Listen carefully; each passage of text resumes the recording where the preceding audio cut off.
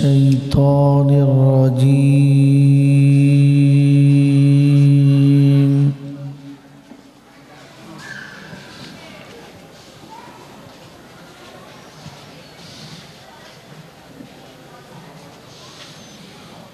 بسم الله الرحمن الرحيم.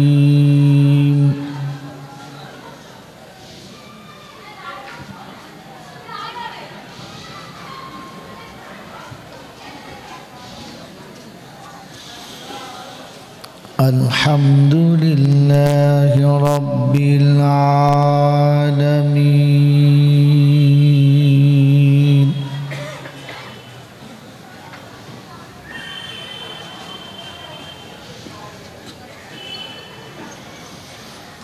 الرحمن الرحيم مالك يوم الدين.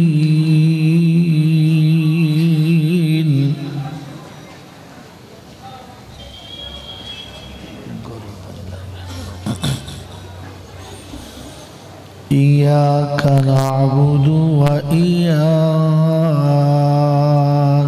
نستعين.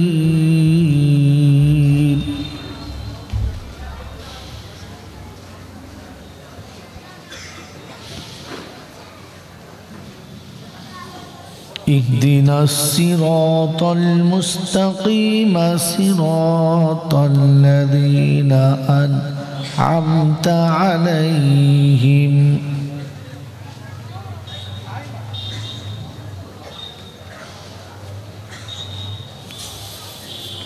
غير المغضوب عليهم ولا الضالين.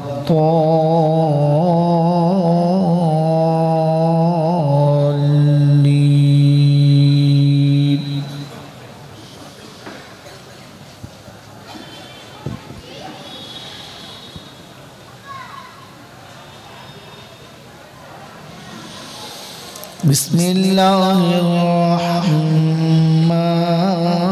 الرحيم.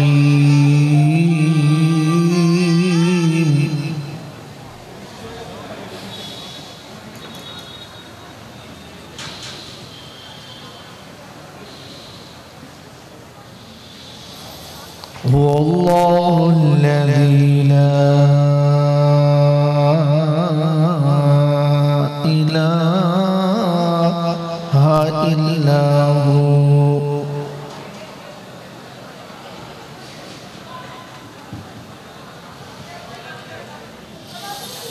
عالم الغيب والشهادة هو الرحمن الرحيم.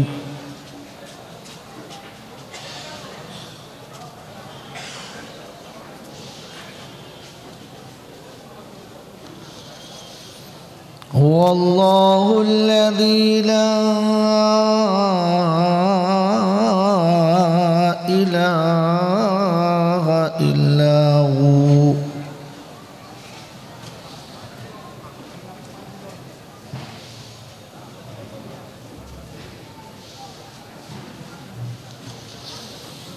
الملك القدوس السلام المؤمن المهيمن العزيز الجبار المتكبر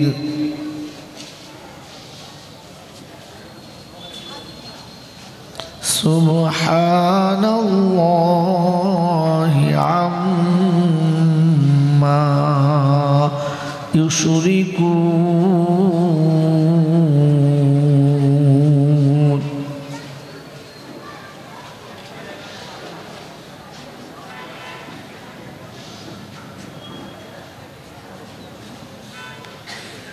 هو الله الخالق البارئ المصور له الأسماء الحسنى يسبح له ما في السماوات والأرض وهو العزيز الحكيم صدق الله العظيم اللهم صل على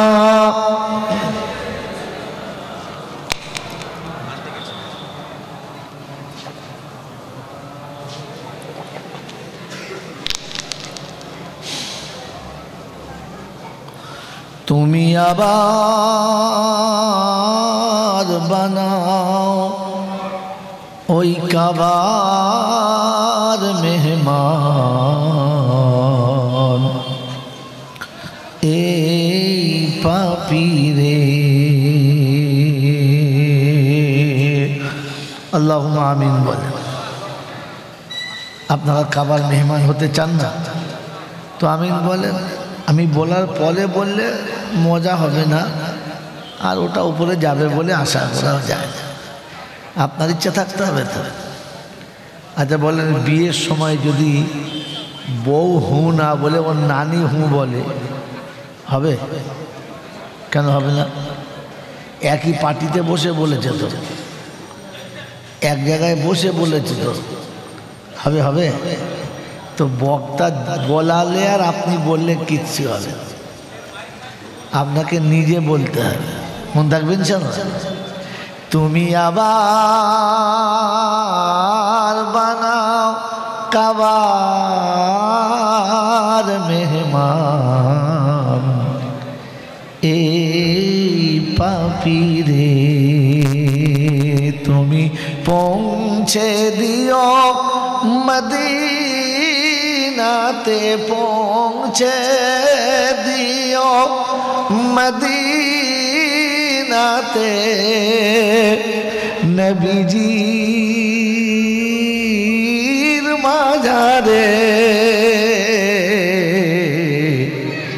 এই পাপীরে তুমি আবার বানাও কাবার মেহমান এই পাপীরে।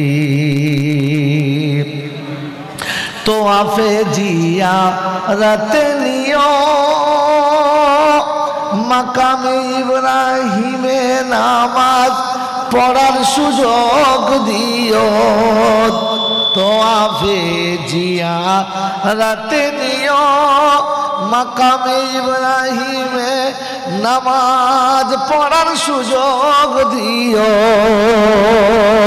পান করায় পিপাসার পানি, পান করায় পিপাসার পানি জমজমের ধারে এই পাপীরে। আল্লাহুম্মা সাল্লি আলা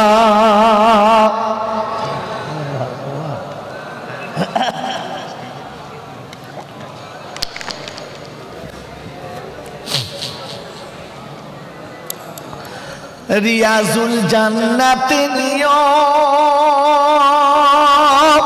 সুফার চবুতারায় বসতে দিও।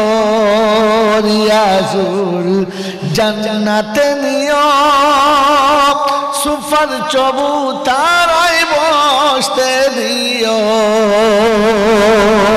এ পাপী হৃদয় ভরিয়ে দিও, পাপীর হৃদয় ভরিয়ে দিও নবীজির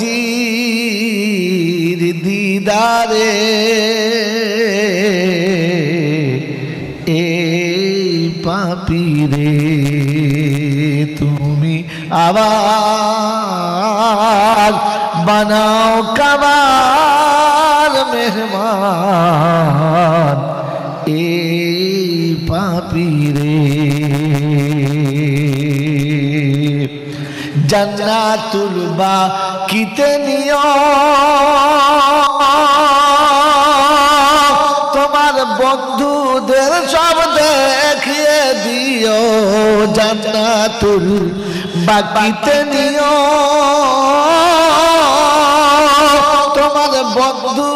দিন সব দেখিয়ে দিও যেথায় জান্নাতের রানী মা ফাতেমা জান্নাতের রানী মা ফাতেমা চরণ ধারে এই পাপীরে তুমি আবার বানাও কাবার মেহমান এই পাপীরে আল্লাহুম্মা সাল্লি আলা সাইয়্যিদিনা وعلى آل سيدنا مولانا محمد الحمد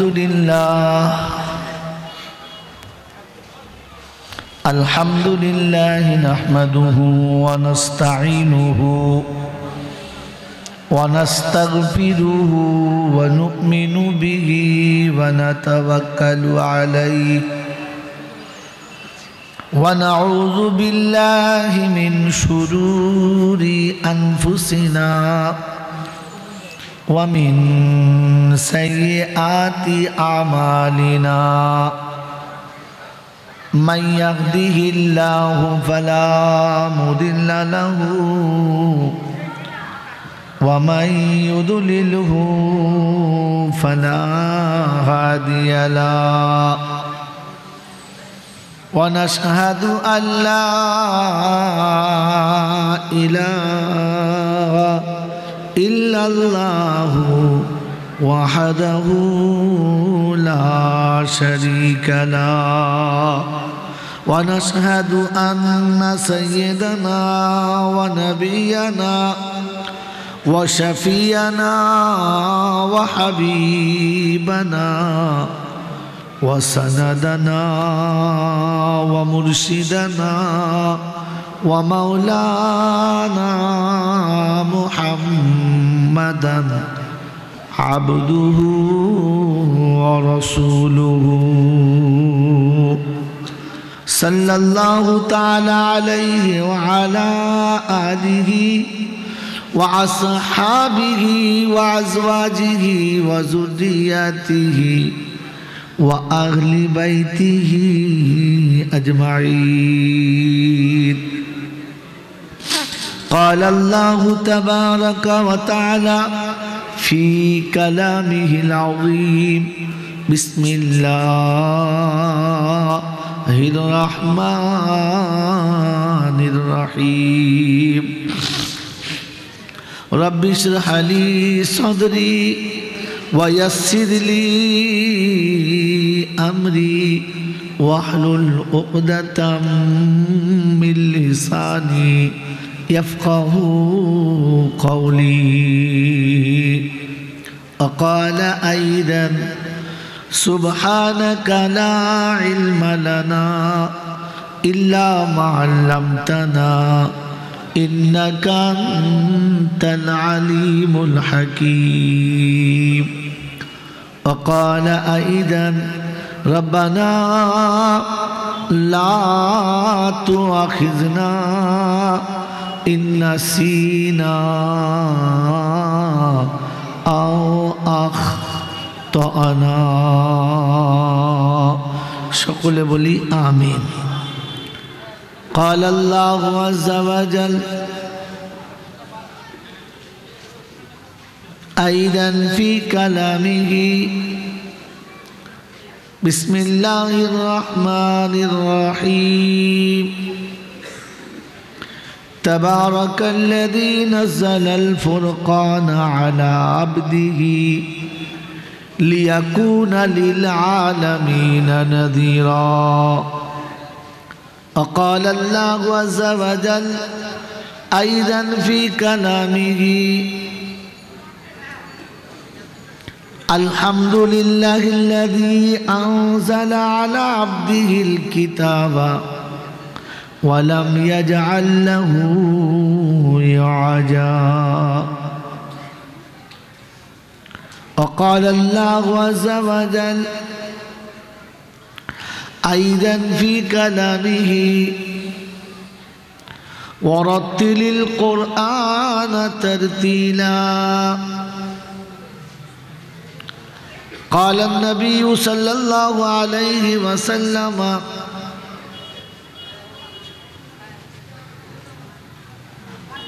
المؤمن مرآة المؤمنين وقال أيضا المسلم من سلم المسلمون من لسانه ويده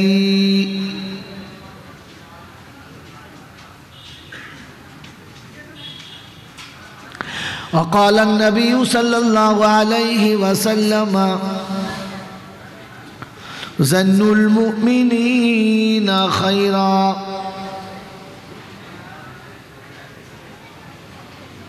أو كما قال عليه الصلاة والتسليم صدق الله المولانا العظيم وصدق رسوله النبي الكريم ونحن على ذلك لمن الشاهدين والشاكرين يا أيها الذين آمنوا صلوا عليه وسلموا تسليما اللهم صل على محمد وعلى آل محمد كما صليت على إبراهيم وعلى آل إبراهيم إنك حميد مجيد اللهم بارك على محمد وعلى آل محمد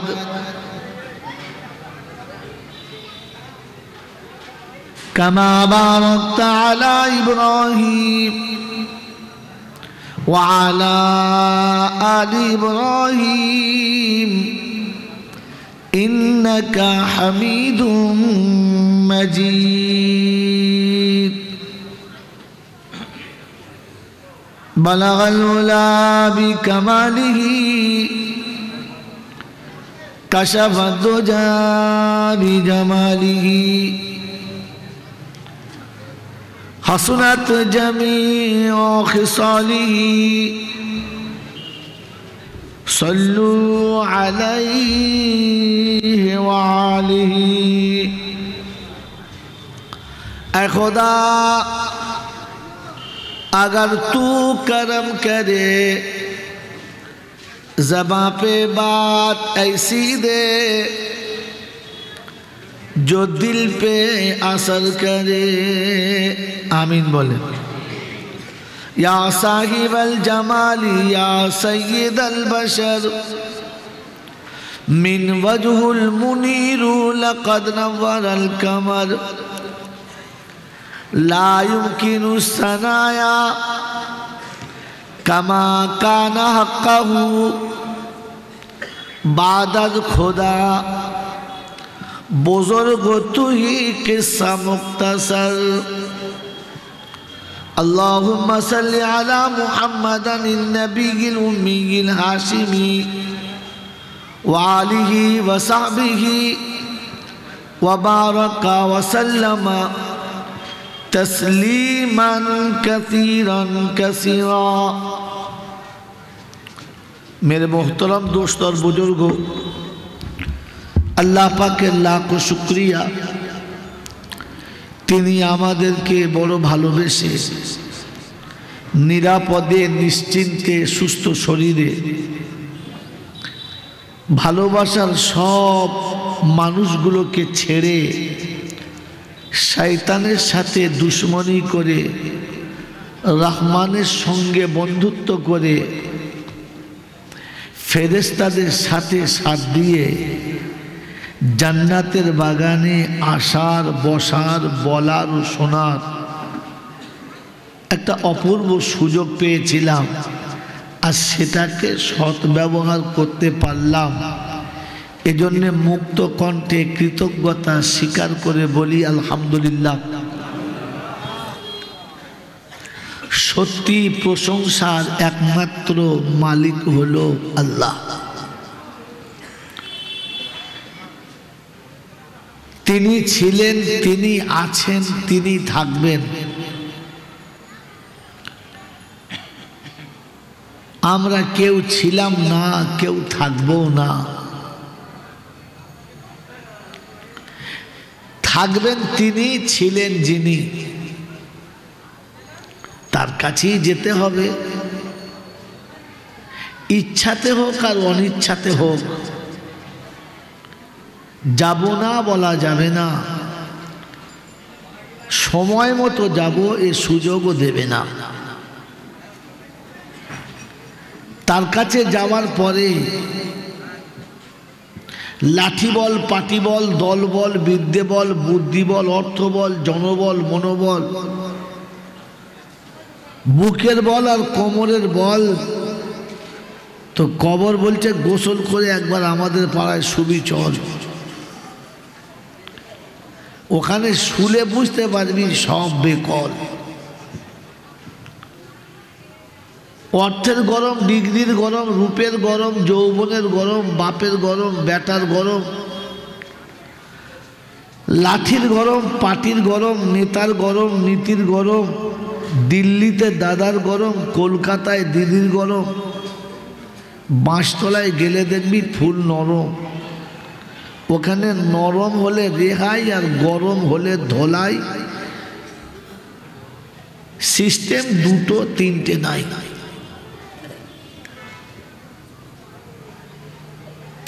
এই ক্ষমতার যিনি একাই মালিক তিনি হলেন আল্লাহ। তার দরবারে কানা খোঁড়া, সাদা কালো, দেশি বিদেশি, আমাদের ওদের, এ দলের ও দলের, হাফেজ সাহেব, মৌল সাহেব, পীর সাহেব, ফকির সাহেব, ডাক্তার, মাস্টার, শিক্ষিত, মূর্খ, ধনী, গরিব, চাষা, ভূষক, কানা, কুঁজো, অচল, সচল, দুর্বল, সবল, মরলে সব একদল।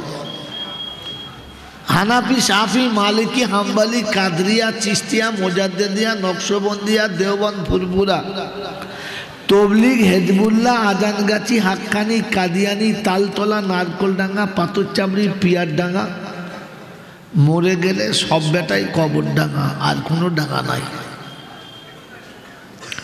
হিন্দু, মুসলমান, জৈন, খ্রিস্টান, বেঈমান, নাফরমান, মরলে সব সমান সমান। তখন একটাই নাম, লাশ। আর ফেরেশতারা বলে বন্ধু যাচ্ছ যাও, তবে যাবার সময় দেখে যাস, শ্মশানে যাস আর কবরে যাস, একটু তাকিয়ে যাস, আগে চলে গেছে আচাচা বাঁশ।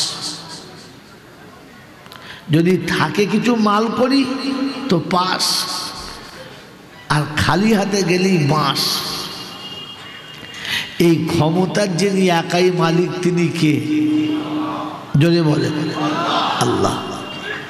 যে আল্লাহ নামটা গর্বের সঙ্গে বললাম, এই আল্লাহকে চিনি না? চিনি না? চিনি ইনশাআল্লাহ। জোরে বলে চিনি। জোরে বলে চিনি। আল্লাহ কি চিনি? যে চিনি খায় নাকি? চিনি মানে কিরকম চিনি? তিনি জিনিসটা কেমন এটা আমরা জানি ইনশাআল্লাহ। জানি জানি, শুধু মুখে বলি আল্লাহ, আল্লাহটাই জানি না। দেখ, ও বিষয়ে আজ কথা নয়, অন্য বিষয়ে কথা শোনাচ্ছিলাম। তিনি হলেন আল্লাহ। ঠিক তারপরে শতকোটি দরুদ ও সালাম বর্ষিত হোক আমার আপনার নবী, দোজাহানের বাদশাহ, আমিনার দুলাল, তাজদারে মদিনা, सरवारे कायनाइन फ़ख्र दुजाहान इमामुल अंबिया खातिमुन नबीयीन आशिकुल आरिफिन शफ़ी मुजनबिन अनीसुल गरीबिन आशिकुल मुरादीन रहमतल लिल आलमीन जनाब मुहम्मद रसूलुल्लाह सल्लल्लाहु ताला अलैहि वसल्लमेर उपरे সেই সাথে আল্লাহর অফুরন্ত রহমত ওয়াজাচিতভাবে বর্ষিত হোক তার সকল নেক বান্দা ও বান্দীদের উপরে। সকলে বলি আল্লাহুম্মা আমিন। मेरे मोहतरम दोस्त और बुजुर्गों, अल्लाह वाला भाईरा,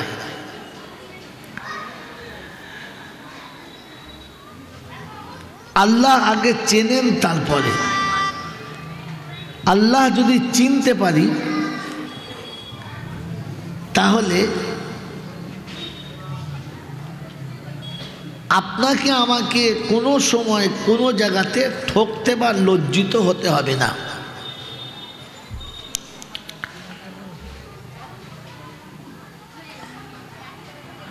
মানুষ যখন নিজের অর্থে টান পড়ে আর নিরুপায় হয় তখন হাত পাতে বাধ্য, স্বাভাবিক। তো যে ভিক করে সেও আল্লাহ বলে, আর যে ভিক দেয় সেও আল্লাহ বলে।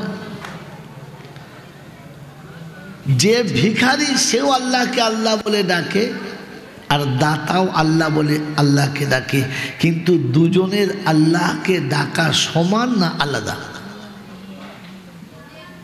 মেরে মোহতম দোস্তর বুজুর্গ, এখন আর জলসাতে সে মজা নেই। এই জন্য দুটো সত্য কথা বলে দিই, তারপরে প্রতিগত বিদ্যে যা বলার বলবো, কিন্তু একটা সত্য কথা বলে দিই। আমার এই মমতাজ ভাই বিশাল মাদ্রাসা করেছে না? হ্যাঁ না বলে? করেছে তো? তো কি বলেন, সত্য কথা বলবো না বলবো?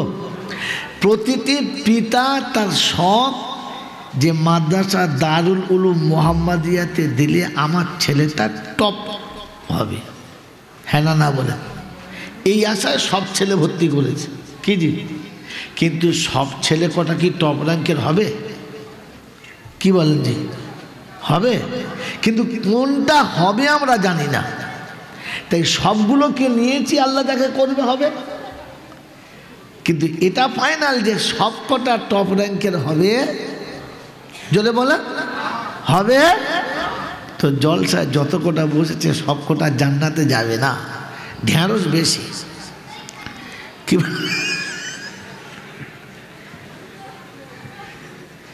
চট করে কোনো বক্তা এরকম বেয়াদবি কথা বলবেও না। বাংলায় যত জায়গায় জলসা হচ্ছে, আর যত বক্তা জলসা করছে, আর যত শ্রোতা জলসা শুনছে, আপনি এটা লিখে রাখেন এক কথাতে ফাইনাল, যেমন মাদ্রাসার সব ছেলে কোটা টপ র্যাঙ্কের হবে না, তেমনি এই লোকগুলোর ভিতরে সব কোটা জান্নাতি হবে না।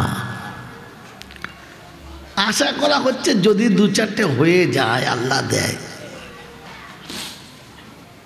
সেজন্য মেরে মুহতরম দোস্তর বুজুর্গ, আজকের যুগে মানুষ সময়ের দাম বোঝে। কথা বুঝেছেন? সময়ের দাম বোঝে।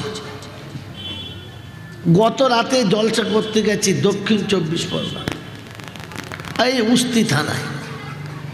রাতে বাড়ি ফিরেছি, সকালবেলা ঘুমের ঘরে বসে আছি এশরাকের নামাজের পরে। ভিখারি এসেছে, লা ইলাহা ইল্লাল্লাহ মা দুটো ভাই। দেখলাম পকেটে পয়সা আছে, 10 টাকা দিলাম। 10 টাকা যেমনি দিয়েছি করে চলে গেল। 4-5টা বাড়ি বাদ দিয়ে চলে যাচ্ছে। আরে ও ভাই শোনো, ও ভাই শোনো, যে এই 2-3টে বাড়ি 4টে বাড়ি বাদ দিয়ে চলে যাচ্ছেন কেন? এখানটা নেবেন না? বলছে আপনি কোনদিন ভিক করেছেন? যার সালা ভিক করু কেন? বলতে আপনি বুঝবেন না, আপনি ভিক করা জানেন না তো বুঝবেন কি করে? তাই আমি চিন্তা করছি, তাও তো ওটা খারাপ কথা বলে না। আরে ভাই একটু বুঝিয়ে দাও, তাহলে আমি বুঝে যাব। বলছে শোনেন, এই বাড়িগুলোয় আমি বহুবার ভিক করতে গেছি, যখনই গেছি বলে বাবা মাফ কর। তা আমি চিন্তা করছি শালা আমার থেকে বড় ভিখারি, আমার সময়ের একটা দাম আছে, ফালতু ওখানে কি আমার কী লাভ। এই জন্য এদের ঘরকে 3 তালাক দিয়ে দিয়েছি, জীবন আর যাব না। ভিখারিও ভিক্ষার একটা স্টাইল বোঝে, বোঝে না? বোঝে না? যদি বলেন আমরা ঠিক ওই রকম স্টাইলের না, উল্টোটা। এখন এই আমাদের তাজামুল ভাই বেকায়দায় ফেলে দিয়েছে, তাই তা না হলে জলসার নাম করে আসবে, 3 ভাগ টাইম চার দোকানে, পান দোকানে, এখানে ওখানে ফুচকার দোকানে কাটাবে, তারপর তাল বুঝে একটা বক্তা পছন্দ করে টুক করে একবার বসে ফুক করে খেয়ে দিয়ে পালাবে। কিন্তু এখানে শেকল নাই, তাই একটু অসুবিধা হয়ে গেছে। মেরে মোহতম দোস্তর বুজুর্গ, আপনাকে আমাকে ভাবা দরকার যে আল্লাহ শব্দটা নিজে বুঝি কিনা, আর এটা আমার জীবনে আসবে কিনা। বুঝেছেন বাবাজি? হ্যাঁ বাবাজিরা, হ্যাঁ। ভিখারি ভিক করে বাড়ি ফিরেছে, তোর বউ বলছে কই দেখি কত হয়েছে, দেখে 2 কেজি চাল। বলছি হ্যাঁ গো, তুমি কীরকম ভিখারি? বলে কেন, কীরকম ভিখারি? এই যখনই যাও 2 কেজি একটু বেশি হয় না? তো ভিখিরি বলছে ওরে আগের মতো আর এখন ব্যবসা ভালো চলে না, বুঝলি, এখন আর সে লোক দিতে চায় না, চেষ্টা খুব করি, কামাও করি, সে 2 কেজির বেশি আর হয় না। তো বউ তখন বুদ্ধি দিচ্ছে, তুই ভিক্ষা করার দরজাই চেনো না, স্টাইল জানো না, তাল বুঝে ভিক চাইতে হয়। তাল বুঝে, বোঝো না? বোঝো না? হ্যাঁ হ্যাঁ, বুঝে আর বলবো না। তো মেরে বহুতক দোস্তর বুজুর্গ, আমি আপনি সেই তাল বুঝে চলি, কিন্তু তাল বুঝে চললে যে আরেকটা বিপদ আছে, এটা আপনাকে আমাকে ভাবা দরকার ছিল। আল্লাহ আপনাকে আমাকে ভাবার তৌফিক দিক, বলুন আমিন। মেরে বহুতম দোস্তর বুজুর্গ, আমরা যারা জলসা শুনতে এসেছি, যারা বসেছি, আল্লাহ পাক এই জলসা, জুলুস, মিলাদ, ওয়াজ, নসিহাত, এগুলো সব মুমিন মুত্তাকিদের জন্য দিয়েছে, অন্য কারোর জন্য নয়। তো আমরা মোটামুটি যারা বসেছি তারা মুসলমান বটে, হ্যাঁ না? না, মুমিন বটে ইনশাল্লাহ। কি যে ঠিক ঠিক না? এটা আমরা ঠিক করেছি। বলেন সত্যিকারের মুমিন কি না, এটা চেনার কোনো মেশিন আছে? নাই। এর চেনানোর কোনো মাস্টার আছে? আছে। এর চেনানোর মেশিনের নাম হলো কালামুল্লাহ, আর মাস্টারের নাম হলো মুহাম্মাদুর। উনি যাকে মুমিন বলে সার্টিফিকেট দিয়েছে তিনি মুমিন, আর কোরআন যাকে মুমিনের সার্টিফিকেট দিয়েছে তারা মুমিন। কথা বুঝে এসছে আব্বা? ওই 10 বছর 15 বছর আগের গল্পটা মনে করেন। কি জি? প্রত্যেকটি সলিড জিনিস আর নকল জিনিস চেনার জন্য 2টো রাস্তা, ভালো করে মনে রাখবেন কথাটা, তাহলে আগে কোরআন শুনতে মজা লাগবে। 2টো রাস্তা। একটা রাস্তা হচ্ছে সত্যিকারের হীরা চেনার জন্য, সোনা চেনার জন্য এই রাস্তা 2টো, একটা হচ্ছে কোষ্টি পাথর, আর একটা হলো জোহরি। একটা হলো জোহরি, যদি বলে সোনা তাহলে ওটা সোনা, কারণ সে সোনা চেনে। আমার মতো আনারি যদি সারা জীবন সোনা বলে বুকে রাখে, মরার সময় বার করলে সোনা বেরোবে? সেটা আসলেই সোনা নয়। তাহলে জোহরি যদি বলে সোনা, সেটা সোনা। আর কোষ্টি পাথর যদি বলে সোনা, তাহলে কি সোনা। এর কোষ্টি পাথর কালামুল্লাহ, আর জোহরি হলেন মুহাম্মাদুর, জোরে বলে রাসূলুল্লাহ। এই জন্য আল্লাহ পাক রব্বুল আলামিন মুমিনদেরকে আলাদা করে বুঝিয়েছেন, আর রাসূল যাবার সময় আলাদা পদ্ধতি দিয়ে গেছেন।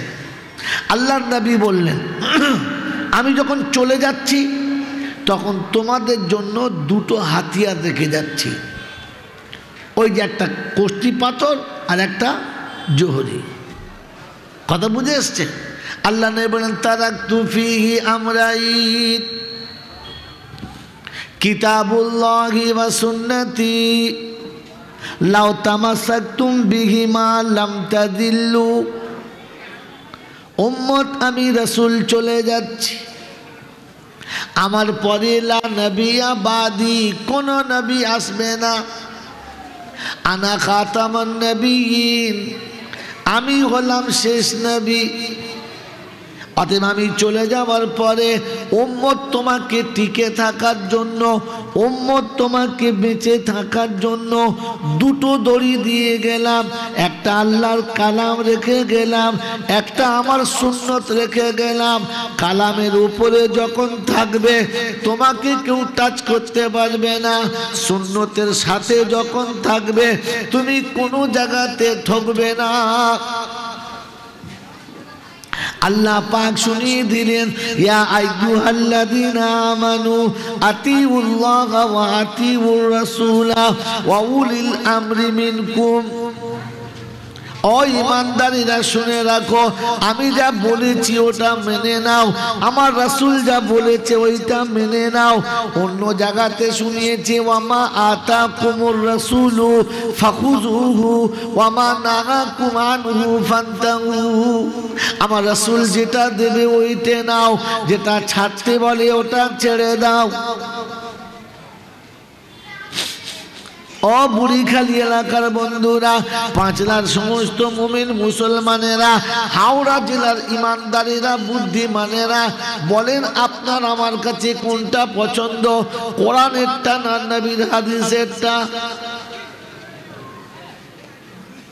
আমার বাবাজিরা, আমার শোনাচ্ছেন বন্ধুরা, আমার সোনামণি মায়েরা বোনেরা, কোরআন শুনিয়ে দিয়েছে, আমি যেটা দিচ্ছি ওইতে নাও, যেটা রাসূল দিয়েছে ওইতে নাও। নবী শোনাচ্ছে যাওয়ার সময়তে, আমি বলে দিয়ে যাচ্ছি তারাকতু ফিহি আমরাইন কিতাবুল্লাহি সুন্নতি। আল্লাহর কালাম তোমাদের সামনে রাখলাম, আমার সুন্নাত তোমাদের কাছে রাখলাম। আমি নবী চলে যাচ্ছি আর বলে যাচ্ছি, তুমি কোনো জায়গাতে লজ্জিত হবে না, তুমি কোথাও অপমানিত হবে না, তুমি কারোর কাছে কোনোদিন ঠকবে না। আমি আল্লাহ নবী যেটা দিয়ে যাচ্ছি, লাউ তামাসসাকতুম বিহি মা লাম তাদিল্লু। কোরআন বলেছে ওয়ালা তাহিনু ওয়ালা তাহজানু ওয়া আনতুমুল আলাউনা ইন কুনতুম মুমিনিন। তুমি যদি মুমিন হও তোমাকে কেউ লজ্জা দিতে পারবে না, আর তোমাকে যে লজ্জায় ফেলবে আমি তাকে এমন জায়গাতে বেইজ্জতি করব পৃথিবীর কোন জায়গাতে সম্মান পাবে না।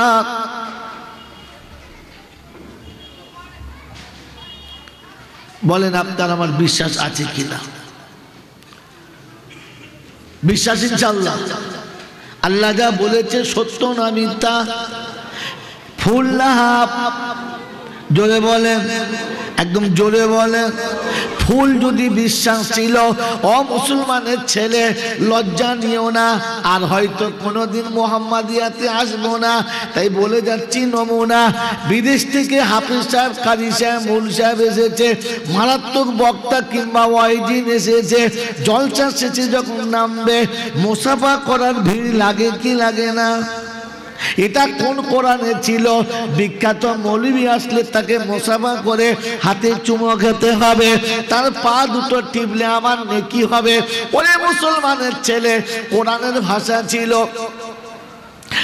وَقَضَى رَبُّكَ أَلَّا تَعْبُدُوا إِلَّا إِيَّاهُ وَبِالْوَالِدَيْنِ إِحْسَانًا إِمَّا يَبْلُغَنَّ عِندَكَ الْكِبَرَ أَحَدُهُمَا أَوْ كِلَاهُمَا فَلَا تَقُل لَّهُمَا أُفٍّ وَلَا تَنْهَرْهُمَا وَقُل لَّهُمَا قَوْلًا كَرِيمًا। আমি রব, আমি আল্লাহ, আমার ফয়সালা, আমার পরে সম্মানের ব্যক্তি যদি কেউ হয়, আমি মানুষ তোমাকে বলেছি তোমার পিতামাতা তোমার কাছে সম্মান। মুসাফা করতে যদি হয় তো আব্বার হাতে মুসাফা করো, মুসাফা করে নেকি যদি নিতে হয় আব্বা মায়ের হাতে মুসাফা করো। রাতের অন্ধকারে কিংবা দিনের দিবালাকে যখন আপনি মুসাফা করবেন, আমার মুসলমানের ছেলে মনে হবে ইমাম সাহেবের হাতে হাত দিয়ে মুসাফা করলে কি মজা লাগে, কি সুন্দর নরম, মনে হচ্ছে প্লাস্টিকের উপরে হাত পড়ে। আর বিদেশি হুজুররা যখন আসে তখন মুসাফা করলে মনে হয় যেন একেবারে স্পঞ্জের মতো সফট, হাত ছাড়তে মন চায় না, মোহাব্বতে চুমো খায়। মুসলমানের ছেলে জীবনে নাঙলে যে হাত দেয় নাই, জীবনে কাম সেলাই করে নাই, জীবনে ইঞ্জিন ভ্যান ঠেলে নাই, জীবনে রিস্কার হ্যান্ডেল ধরে নাই, জীবনে কোনোদিন বাজার করে নাই, জীবনে কোনোদিন 2 কেজি মাল হাতে তোলে নাই। ওর হাতটা তো নরম হতেই পারে, কিন্তু পিতার হাতে হাত দিয়ে দেখো 3-4 জায়গাতে কালো কালো ঘেঁটা পড়ে গেছে। হাতটা মনে হবে যেন বাঁশের আধখানা। হাতে মোসাফা করে বলে, আব্বা সবার হাত এত নরম লাগে, আপনার হাতটা কেন নরম হলো না? বাপের চোখ দুটো দেখবি লাল হবে, ঠোঁট দুটো দেখবি কাঁপতে শুরু হবে, আর বলবে, আব্বা গরিবের সংসারে সকাল থেকে সন্ধ্যা পর্যন্ত রিস্কা চালিয়েছি, ঠেলা ঠেলেছি, কখনো নাঙল ধরেছি, কখনো কোদাল ধরেছি, বাজারের ঝোলাগুলো হাতে করে নিয়ে সারাদিন ঘুরতে ঘুরতে সকাল থেকে সন্ধ্যা পর্যন্ত 30 বালতি পানি তুলতে হয়েছে তোর মুখে হাসি ফোটানোর জন্য, তোর শীতের গরম কাপড়ের জন্য, তোর শীতকালেতে আরামে থাকার জন্য, তোর দামি সুন্দর ব্ল্যাঙ্কেট কিনে দেওয়ার জন্য। পরের বাড়িতে সকাল থেকে সন্ধ্যা পর্যন্ত 20 বালতি করে পানি তুলেছি। ওই পানি তুলতে তুলতে রিস্কা ঠেলতে ঠেলতে হাত দুটো কালো দাগ হয়ে গেছে। আব্বা ওই বাপের কালো হাতের দাগ লাগা জায়গাটায় একবার চুমো খেয়ে বলো, রব্বি আল্লাহ, আমার আব্বা আমার জন্য কত কষ্ট করেছে। আমার আব্বার হাতটায় চুমো খেয়ে বলে, আব্বা আমার মতো হতভাগার জন্য এত কষ্ট করেছেন, নরম হাতটা কেমন হয়ে গেছে। আল্লাহ আপনার এই হাতের জন্য আমি যেন কিয়ামতে ধরা পড়ি না। আমার আল্লাহওয়ালা ভাইরা, সন্তান যখন পিতার হাতে চুমো খায় আর সে ফেরেশতারা খুশিতে ডিগবাজি দেয় আর বলে, রব্বি আল্লাহ, বাপের কষ্ট দেখে বেটা চুমো খেয়েছে, তুমি কি কিচ্ছু বলবে না? রব্বে জুল জালাল বলে, ফেরেশতারা রে, যে সন্তান পিতার হাতে চুমো খেয়েছে, ঠোঁটটা হাত থেকে ছাড়ার আগে বাপ বেটার গুনাহ একসাথেই ক্ষমা হয়ে গেছে। খালি হুজুরের হাতে মশারা মারে, ফেরেশতা চিন্তা করছে ঠোঁটে নাম না দিয়ে শালাকে ঠুকবো, চুমো খাওয়ার জায়গা পাই না। জন্মের পরে যখন পচা ডিম ভাঙার মতো গন্ধ করছিল লেবার রুমে, ওই সময় প্রথম কোলে করে নিয়ে, কে তোমাকে আব্বা বলেছে? এই কে আব্বা বলেছে? কথা বলে, এই আমার জীবনে আমাকে প্রথম আব্বা কে বলেছে? যদি বলে মনে আছে, মনে হচ্ছে, শুনতে পেলে? শুনতে পেয়েছিলে?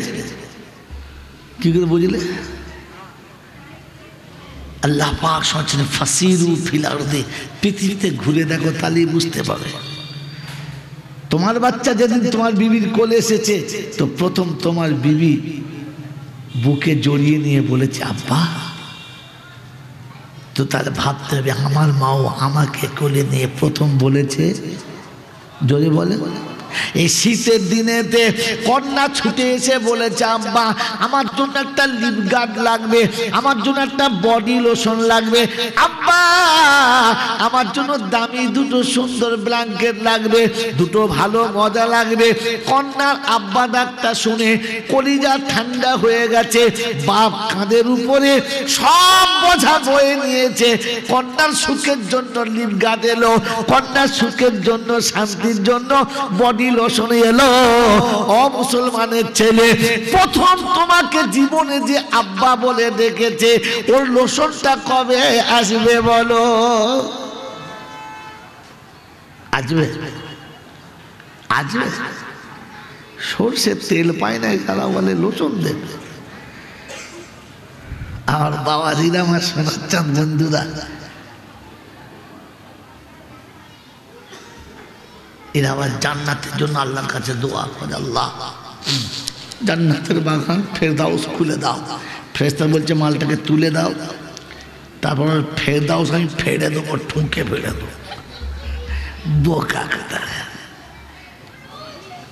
আল্লাহ রাসূল শুনিয়েছেন, আল্লাহ রাসূল শুনিয়েছেন, আল্লাহ রাসূল শুনিয়েছেন যে জান্নাত তোমার মায়ের পায়ের তলায়। কোথায়? যদি বলে ওই রকম মা যখন সকালবেলা ভিক করে, বাবা দুটো পয়সা দাও না বাবা, আমি আপনি দেখি গরিব মানুষ হাত পেতেছে, দে 5 টাকা দে, দিই না ভেবে দিয়েছি কোথায় দিচ্ছি, এই 5 টাকা কোথায় দিয়েছি ভেবে দেখেছি? ভিখিরির হাতে, এতিমের হাতে। একবার ভাবি নাই যে এটা কারোর জান্নাত এখানে এসে দাঁড়িয়ে আছে, যে হাত দুটো পেতে দাঁড়িয়ে আছে, এই হাত দুটো পাতলেওয়ালির পায়ের তলায় তো কারোর জান্নাত। হ্যাঁ না বলেন না? হ্যাঁ বাবাজি, কখনো এইরকম মনে করে দিয়েছি যে আমি কোনো জান্নাতের দরজায় 5টা টাকা রেখে দিলাম? আপনার দান করাটা আজ পর্যন্ত চ্যালেঞ্জ রাখত, কারণ আপনি তো সব ধান দায় করেন, দে 5 টাকা দে, বিক্রি হয়েছে দে। হ্যাঁ, যার জান্নাত অপরের দুয়ারের কাছে দাঁড়িয়ে থাকে, যাদের জান্নাত রাস্তার উপরে ভিক করে, যাদের জান্নাত পরের বাড়িতে গিয়ে পড়ে থাকে, যাদের জান্নাত রাস্তার উপরে লাঞ্ছিত হয়, যাদের জান্নাত হওয়ার পরেও পৃথিবীর মানুষের কাছে লাঞ্ছিত অপমানিত হয়, ওরকম যুবক যারা বেঁচে আছে ওদের বাঁচার থেকে মরে যাওয়া অনেক ভালো। বাবাজিরা, সানারা, লালেরা, জ্ঞানীজনরা, সতী মানুষেরা, একটা কথা জিজ্ঞাসা করে দিই। আল্লাহ পাক শুনিয়েছেন, আমি মানুষকে জান্নাতে দেবো না। কি দেবে? কথা দেবে না? দেবে, বোকা কথা। আল্লাহ শুনেছে আমি মানুষকে জান্নাতে দেবো, কারণ মানুষ কোনোদিন জাহান্নামে যাবে না, মানুষ কোনোদিন জাহান্নামে যাবে না। তবে জানোয়ার জান্নাতে যাওয়ার যোগ্য না।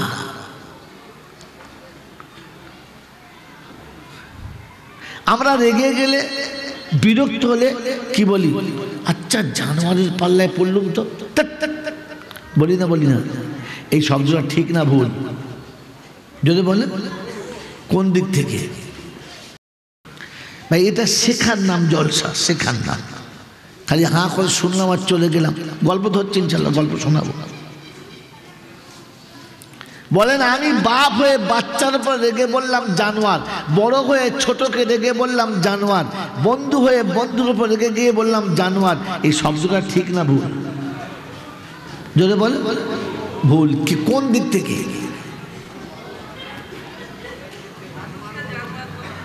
মানুষকে, তাই ভুল। এটা বোঝার জন্য ইলমের দরকার। কিসের দরকার? ইলমের দরকার, জ্ঞানের দরকার। ওই জ্ঞানটা অর্জন করার এটা হলো সেন্টার, এটা হলো যদি বলে সেন্টার। এই জ্ঞানের সেন্টারের প্রথম সেন্টার কোনটা বলো? বাস এবার গল্প শুনিয়ে দিচ্ছি। যেখান থেকে মানুষ জ্ঞান অর্জন করে, শিক্ষালয়, এই মাদ্রাসা হোক, স্কুল হোক, এর প্রথম শিক্ষাঙ্গনের নাম কি? প্রথম বিদ্যালয়ের নাম কি?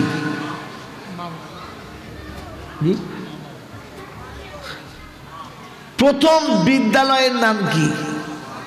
আর প্রথম শিক্ষাঙ্গন কোনটা? বলে তাড়াতাড়ি বলে।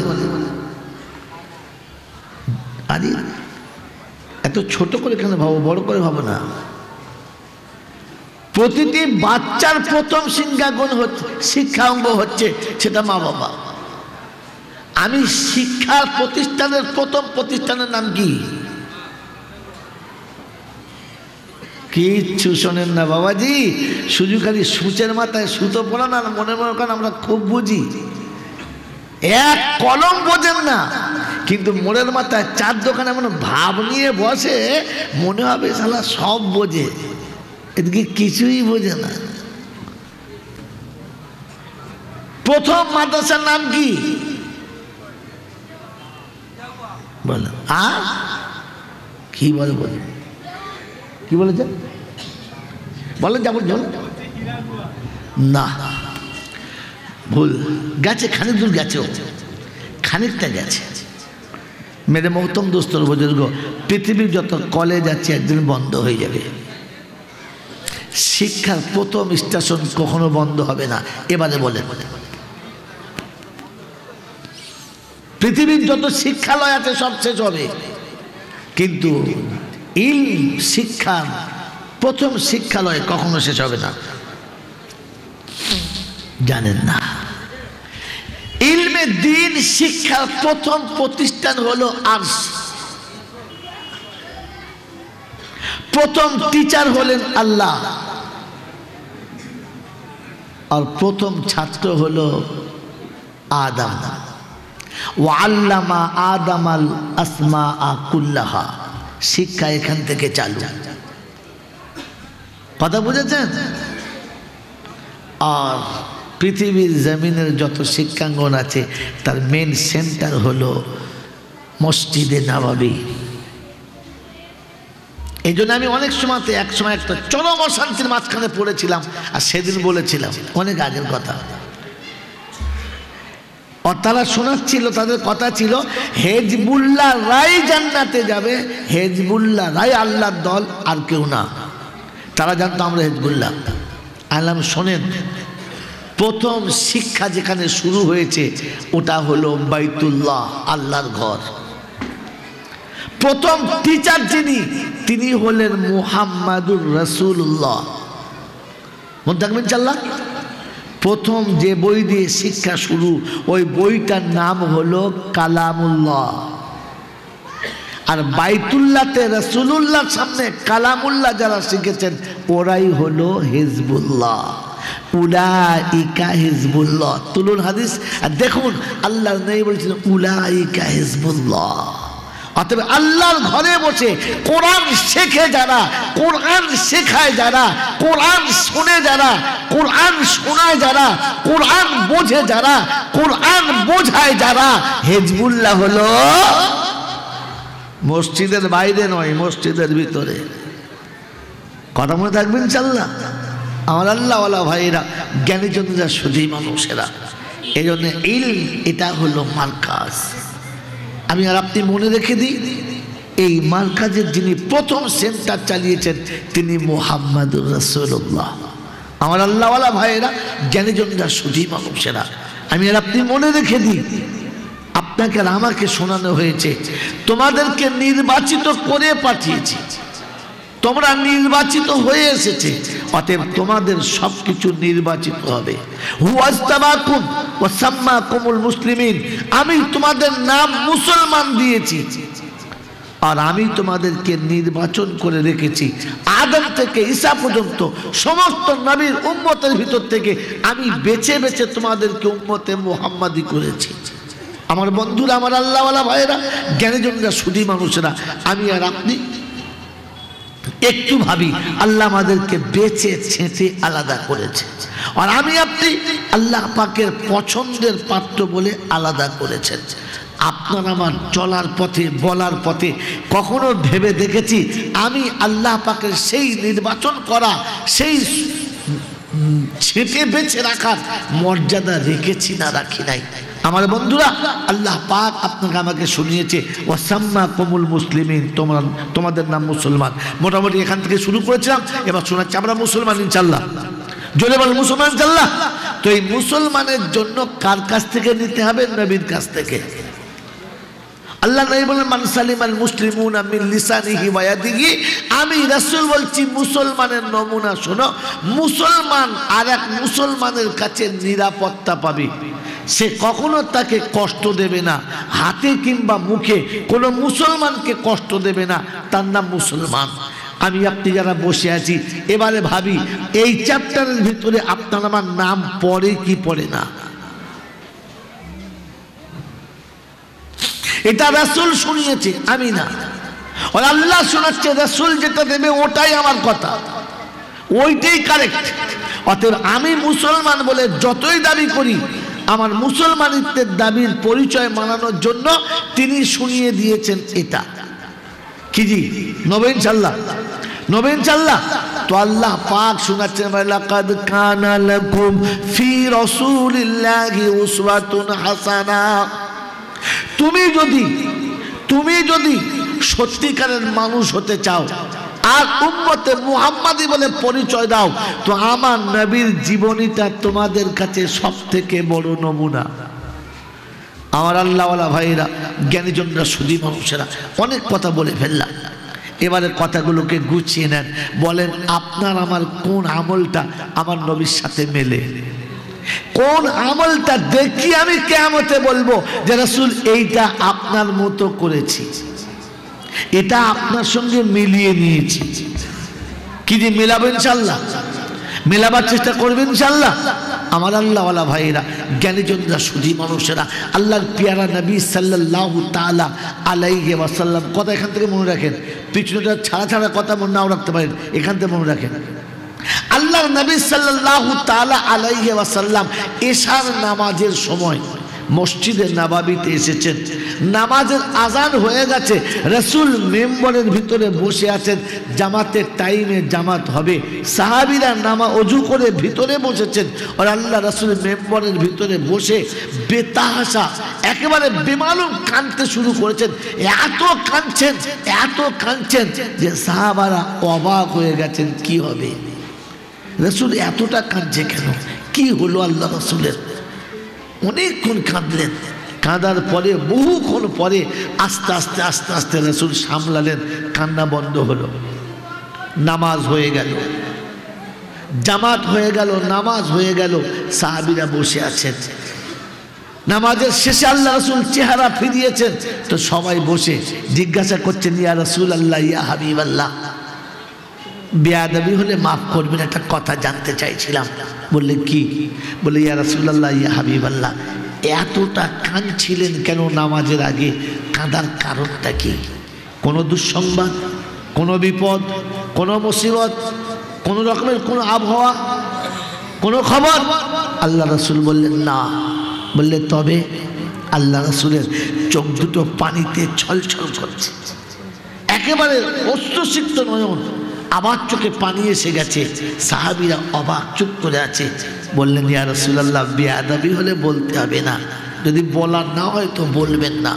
আল্লাহ নবী বললেন, না, আমি জামাত পড়তে এসেছি, মুসাল্লায় বসেছি, হঠাৎ আমার মাকে মনে পড়ে গেছে, আমার মা মনে পড়ে গেছে। আমার মায়ের কথা যখন মনে পড়েছে, আমি আমার কান্না ধরে রাখতে পারি নাই।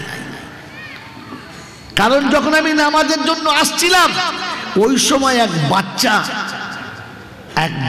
চলে যাচ্ছে, আর মা তাকে আদর করে ঘুরিয়ে নিয়ে কোলে বসিয়ে এতটা আদর করছে, আমি রাসূল দেখার সাথে সাথে মনে হয়েছে, আমার মা যদি থাকতো আমিও এইরকম জীবনে আদর পেতাম।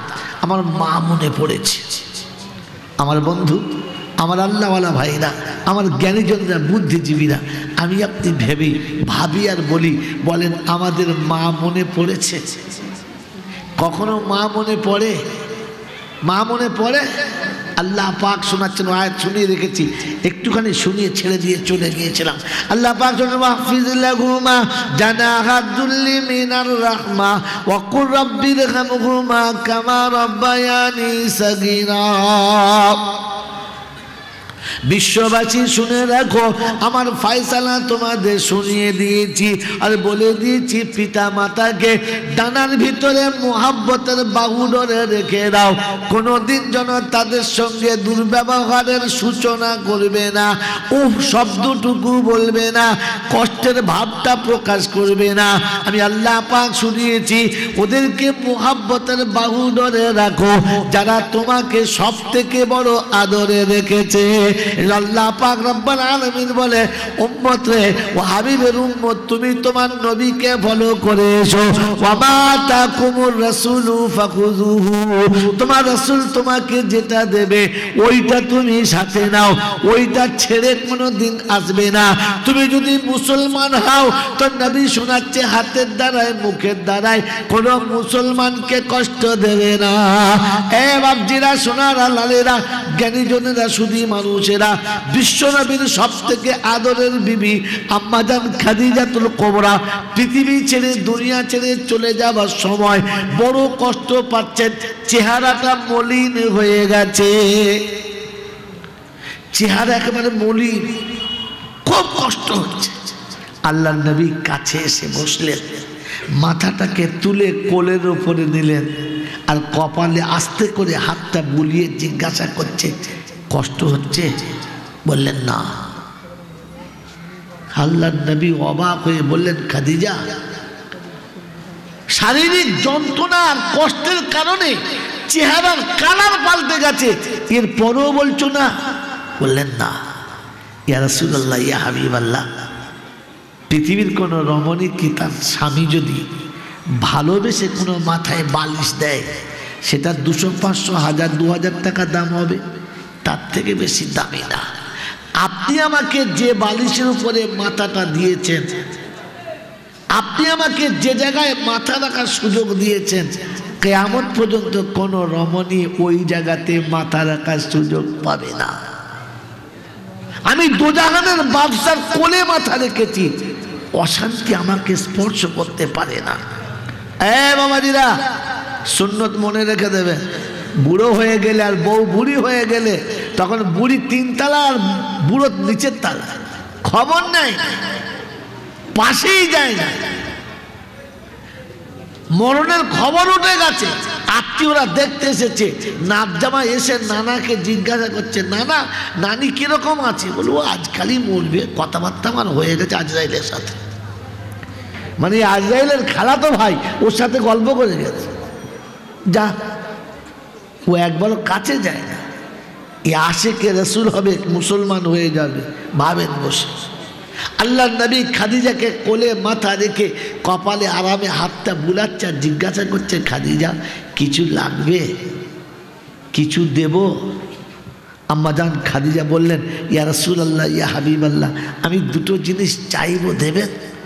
আল্লাহ রাসূল বলেন যে জিন্দেগিতে কোনোদিন কিচ্ছু চাইলে না, এখন চাইছো, বলো।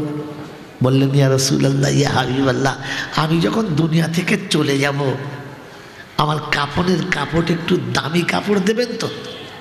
আল্লাহ রাসূল বললেন, মক্কা মদিনায় যেটা সব থেকে দামি, সেই কাপড়ে তোমার আমি কাফন করে দেব।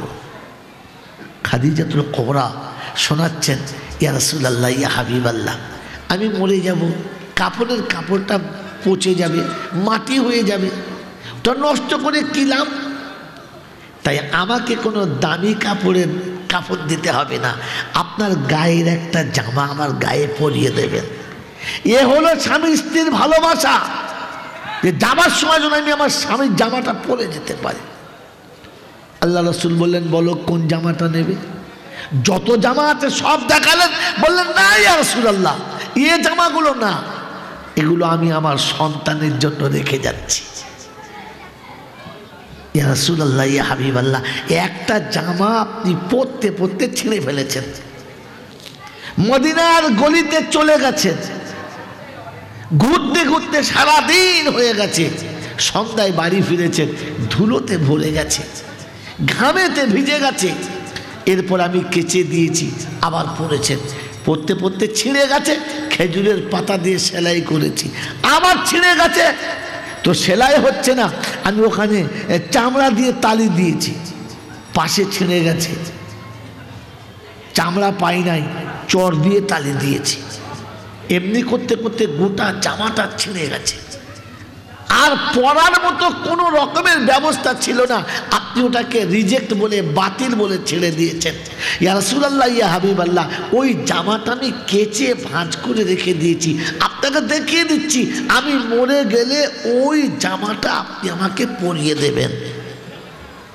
আল্লাহ নবী বললেন, এটা? বললেন, হ্যাঁ, এটা আমার পছন্দ, ওই জামাটা। বললেন, আর একটা?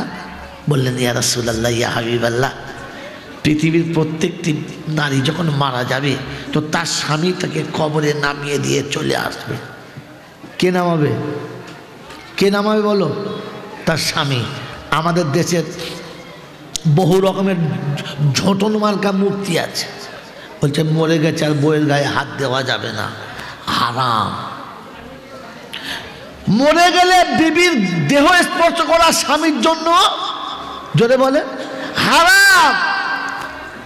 আর পরপুরুষের মুখ দেখা কথা বলে হারাম। তাই মরে গেলে কার ঘাড়ের উপরে কে চাপছে ব্যায়াম বোঝা যায় না। লাশের জানাজা হয়ে গেছে, ছুটে চলে কে হয় আমার বোনের ভাইরা ভাই খালাতো ভাই। তোর কে বলে জানি না। না মা একবার দেখবো। ওর বোনের খালাতো ভাইয়ের ভাইরা ভাই, ওর কে হয় বলছে না মা। আরে পর পুরুষের মুখ দেখা হারাম। এ ব্যায়াম যাবার সময় তো তাকে গুনাহ করাচ্ছে, আর ফতোয়া দিচ্ছে স্বামীর ধরা যাবে না। কথা মনে থাকবেন ইনশাল্লাহ, হ্যাঁ মনে থাকবেন ইনশাল্লাহ। তো আল্লাহ রাসূলকে আম্মা জান খাদিজা শোনাচ্ছেন যে সব নারীকে তার স্বামী রেখে দিয়ে চলে আসবে, আপনিও রেখে দিয়ে চলে আসবেন। কিন্তু ইয়া রাসূলুল্লাহ, ইয়া হাবিবাল্লাহ, আমি যে কোনোদিন একা বিছানায় শুই নাই, আমার খুব ভয় করে, আর অন্ধকার কবরও আমার খুব ভয় করে। তাই আল্লাহর হাবিব আপনি কবর একটু বলে দিয়ে আসবেন, একটু নামিয়ে দেওয়ার সময় বলে আসবেন যে কবর যেন আমার সঙ্গে বেয়াদবি না করে, আমাকে ভয় না দেখায়, আমাকে যেন ভয় না দেখায়। ঘুমিয়ে গেছে, কবর যেন আমাকে ভয় না দেখায়। আল্লাহ রাসূল বললেন ঠিক আছে। মেরে মহতম দোস্তর বুজুর্গ, তারিখ মনে রাখবেন, তারিখ মনে রাখবেন। আম্মা জান খাদিজাতুল কুবরা দুনিয়া ছেড়েছেন, গোসল হয়ে গেছে। গোসল কে দেবে? গোসল কে দেবে? হাজি সাহেবের বউ, পীর সাহেবের বউমা, মরণ নাই। আরে গোসল দেবে তো নিজের বেটি দেবে, নিজের বউমা দেবে, নিজের বোন দেবে। আম্মা জান খাদিজার গোসল কে দেবে? তো ফাতেমা বলছেন আমার মায়ের গোসল আমি দিয়ে দেব। মায়ের গোসল হয়ে গেছে, এসেই বাপকে বলছে আব্বা আমার মায়ের কাফনের কাপড়টা দিন। আল্লাহর পেয়ারা নবী সাল্লাল্লাহু আলাইহি ওয়াসাল্লাম ওই জামাটা ভাঁজ করা ছিল, এনে দিয়েছে। ফাতেমাতুজ জোহরা কাপড়টা হাতে নিয়ে চোখ দিয়ে পানি টপ টপ করে গড়াচ্ছে, আর জিজ্ঞাসা করছে আব্বা আমার মা মক্কায় একদিন ব্যবসায়ীদের রানী ছিল, যে পোশাক একবার পরে ভাঁজ ভেঙে যেত, দ্বিতীয়বার পরতো না, যার সামনে পিছনে দাসী সেবা করার জন্য থাকতো। আজ আমার মা দুনিয়া ছেড়ে যাচ্ছে, পরনের একটা নতুন কাপড় হলো না, এই ছেঁড়া জামাটা। ফাতেমার চোখ ভরা পানি, বুক ভরা ব্যথা। আল্লাহর পেয়ারা নবী সাল্লাল্লাহু আলাইহি ওয়াসাল্লাম শোনাচ্ছেন বেটি রে, এটা আমার পছন্দ নয়, এটা তোমার মায়ের পছন্দ, যাও নিয়ে যাও। পয়েন্ট নোট করেন। আল্লাহর নবী জামার কাপড়টা ফাতেমার হাতে দিয়ে দিলেন। ফাতেমা ঘরের ভিতরে চলে গেল, রাসূল দরজার এই পারে বসে রয়েছে। জামার কাপড়টা পরিয়ে, কাপড়ের কাপড়টা পরিয়ে ফাতেমা যখন বাইরে এসেছে তখন চোখের পানি বন্ধ, মুখে আনন্দের ফোয়ারা, হাসি চলছে, আনন্দের জোয়ার বইছে। আল্লাহর নবী জিজ্ঞাসা করছেন ফাতেমা চোখ ভরা পানি আর মুখ ভরা ব্যথা নিয়ে মায়ের কাপড়ের কাপড় নিয়ে গেলে, হাসতে হাসতে বাইরে এলে, ব্যাপারটা কি কই তো বুঝতে পারলাম না। যা কথা বুঝে এসেছে। আল্লাহর নবী বাইরে জিজ্ঞাসা করছেন, ফাতেমা শোনাচ্ছেন আব্বা কাপড়টা নিয়ে গেলাম চোখের পানি ফেলতে ফেলতে, কিন্তু গোসলের পরে আম্মাকে চাদর ঢাকা দিয়ে বাইরে এলাম। আপনার কাছে কাপড়টা নিয়ে যখন ভিতরে প্রবেশ করলাম, দরজাটা বন্ধ হয়ে গেল। আমি ফাতেমা মায়ের গায়ে চাদরটা যখন সরিয়েছি, তখন দেখি কে যেন আগে থেকে জান্নাতের পোশাক এনে মাকে পরিয়ে দিয়ে চলে গেছে। আল্লাহ রাসূল সাল্লাল্লাহু তাআলা আলাইহি ওয়াসাল্লামের নয়ন যুগল অশ্রুসিক্ত হয়ে গেছে, চোখের পানি দাড়ি মোবারকটা গড়িয়েছে। আম্মা জান ফাতেমা জিজ্ঞাসা করে আব্বা মায়ের দুঃখিতে আমি যখন কাঁদছিলাম তখন আপনার চোখে পানি ছিল না, তখন আপনার হৃদয়ে ব্যথা অনুভব করতে পারলাম না, আপনার চেহারাতে কান্নার কোনো রকমের নিশানা দেখতে পাচ্ছিলাম না। আমার মা জান্নাতি পোশাক পরে নিয়েছে, আমার মাকে জান্নাতি পোশাক পরানো হয়ে গেছে, আমার মা জান্নাতি পোশাক পরে দুনিয়া ছেড়ে চলে যাচ্ছে। এতে কোন দুঃখে আপনি কাঁদেন, কোন ব্যথায় আপনি কাঁদেন? তাকে হিংসা করে কেঁদেছেন। আল্লাহ নবী বলে, ফাতেমা দুঃখে কাঁদি নাই, ব্যথাতে কাঁদি নাই, আনন্দের সঙ্গে চোখে পানি। আও ফাতেমা, জামার মর্যাদা খাদিজা বুঝেছিল, ফাতেমা তুমি বুঝতে পারলে না, দুনিয়া কাউকে বুঝতে দিল না। এটা সেই জামা যে জামা পরে আমি গাড়ি হেরাতে বসে বসে কেঁদেছি। জিবরাইল যাতে এসে মুসাফা করেছে, জিবরাইল যাতে এসে বুকটা বুক মিলিয়েছে, জান্নাতের পোশাক যার গায়েতে টাচ করে গেছে, এটা সেই জামা যে জামা পরে আমি উম্মতের কাছে কালেমার জন্য গেছি, কোরআনের দাওয়াত নিয়ে পৌঁছে গেছি। আও ফাতেমা, কোরআনের মর্যাদার কারণে ফাতেমা তোমার মায়ের গায়েতে আল্লাহ জান্নাতের পোশাক পরিয়ে দিয়েছে।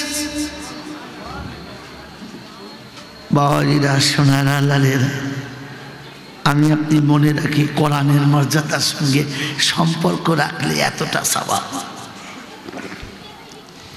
আমাদের খাদিজাতুল কুবরা দুনিয়া ছেড়েছে, আল্লাহর পাক নবী কবরের কাছে গেছে, কবর খোলা হয়ে গেছে, কবরে নামলেন, নিজের গায়ের কাপড়টা সরিয়ে দেহটা মাটির গায়ে একটু টাচ করে দিলেন, আর করুণ স্বরে বললেন, কবর আমার খাদিজাকে যেন ভয় দেখাস না, আমার খাদিজা বড় ভয় করে রে। এই বাবাজিরা, এই সোনার চাঁদ বন্ধুরা, বলেন ঠান্ডা মাথায় বলেন, আপনার আমার এরকম ভালোবাসা আছে? আমার মা ও বোনেরা যেখান থেকে শুনছেন, স্বামীকে এতটা ভালোবাসায় বদ্ধ করেন, আপনি চলে গেলে যেন আপনার কবরের কাছে দাঁড়িয়ে কাঁদে আর বলে, তুমি তো চলে গেলে, তাই বলে আমি তোমাকে ভুলে যাই নাই, মনে রেখেছি। বড় কথা দিয়েছিলে, শপথ খেয়েছিলে যে চিরকাল তোমার সঙ্গে থাকবো, সুখেতে দুঃখেতে, হাসিতে আনন্দে, বিপদে আর মুসিবতে আমি তোমার পাশে থাকবো। এই তোমার প্রতিজ্ঞা, এই তোমার কথা। আজ আমি অসহায়, শীতের দিনেতে পাগুলো ঠান্ডায় বেঁকে যাবে, একটু তেল দেওয়ার কাউকে পাবো না। আর শীতের দিনে একটু গরম পানি লাগবে উজু করার, কার কাছে বলবো? কে আমার কথা শুনবে? তুমি হাত ছেড়ে দিয়ে চলে গেলে। আজ গ্রীষ্মের সময় খেতে বসেছি, গোটা শরীরটা ঘেমে গেছে, একটু হাওয়ার প্রয়োজন, কার কাছে বলবো? মেরে মোহতম দোস্তর বুজুর্গ, আল্লাহওয়ালা ভাইরা, স্ত্রীর কবরে রেখে দিয়ে অনুশোচনা মনে পড়ে যেদিন ফাতেমাতু জোহরা রাদিয়াল্লাহু তাআলা আনহা পৃথিবী ছেড়ে চলে যাবেন। আলীকে শোনাচ্ছে, আলী আমি চলে যাব, আব্বা এসে বলে গেছে ইফতারি আজ আব্বার সাথে হবে, আজ সেহরি তোমার সাথে হবে, ইফতারি আব্বার সঙ্গে হবে। আলী কারামাল্লাহু ওয়াজহু বলেন, ফাতেমা এরকম বলো না, 6 মাস হয়ে গেছে তোমার মুখে হাসি দেখি নাই, আবার তুমি এরকম করছো না, এক কথা বলো না। তো বলছে, স্বামী যার যাবার টাইম হয়ে গেছে, তাকে তুমি লুকিয়ে রাখতে পারো? তাকে তুমি রাখতে পারো? পারো না। তবে যাবার সময় তোমাকে দুটো কথা বলে যাচ্ছি, ভুলবে না। বলে কি? আমি চলে গেলে বিয়ে করতে কাল বিলম্ব করবে না, আমার বিছানা তাকে দেবে, আমার ভালোবাসা তাকে দেবে, যে বাহু ধরে আমাকে রেখেছিলে তাকে সেই জায়গাটা দেবে, এতে যেন দেরি করবে না। আর দ্বিতীয়, আমি যাবার সময় আমার দুটো ছোট্ট ছোট্ট মাসুম বাচ্চা রেখে দিয়ে চলে যাচ্ছি, তুমি তোমার সোনার সংসারে আনন্দের সাগরে সাঁতার দিতে গিয়ে আমার বাচ্চা দুটোর কথা ভুলে যেও না।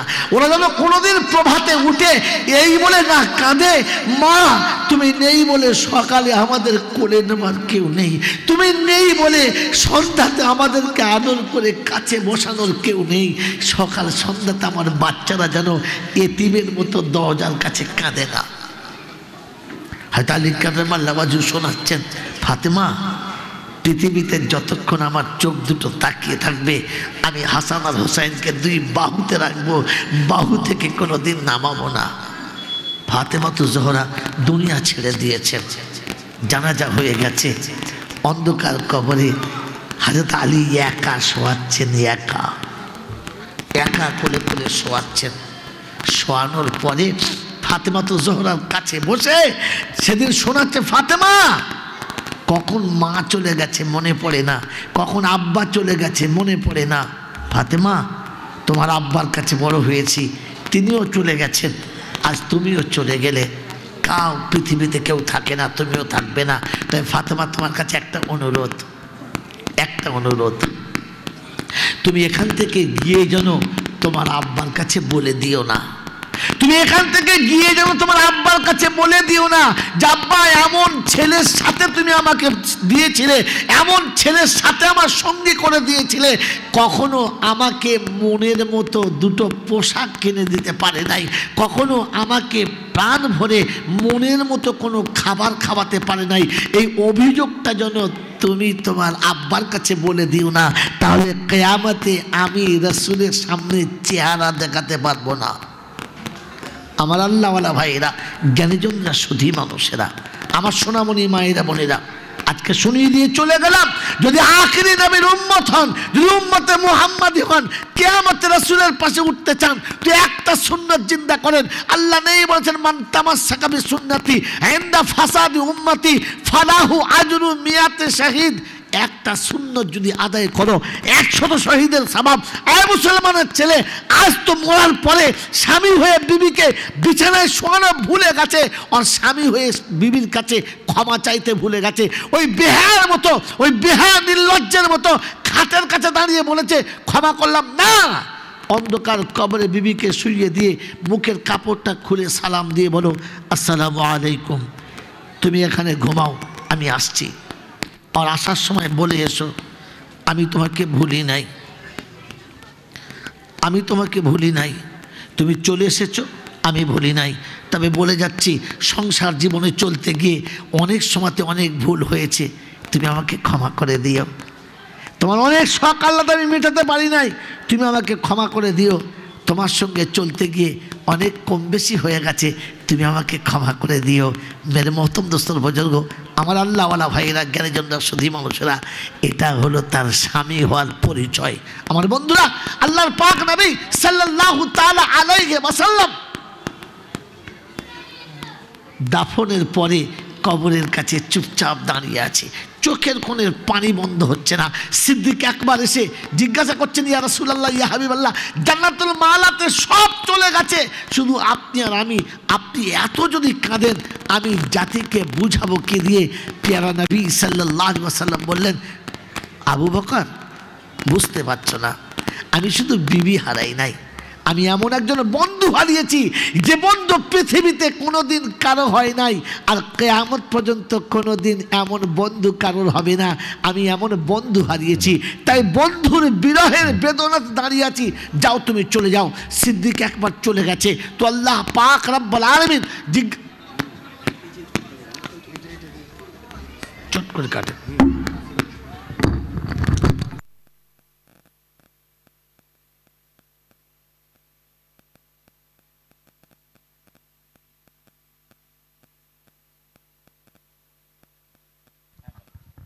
ভাই দরুদ শরীফ পড়ুন, আল্লাহুম্মা সাল্লি আলা সাইয়্যিদিনা মাওলানা মুহাম্মদ ওয়া আলা আলি সাইয়্যিদিনা মাওলানা মুহাম্মদ। দুরুদ, আল্লাহুম্মা সাল্লি আলা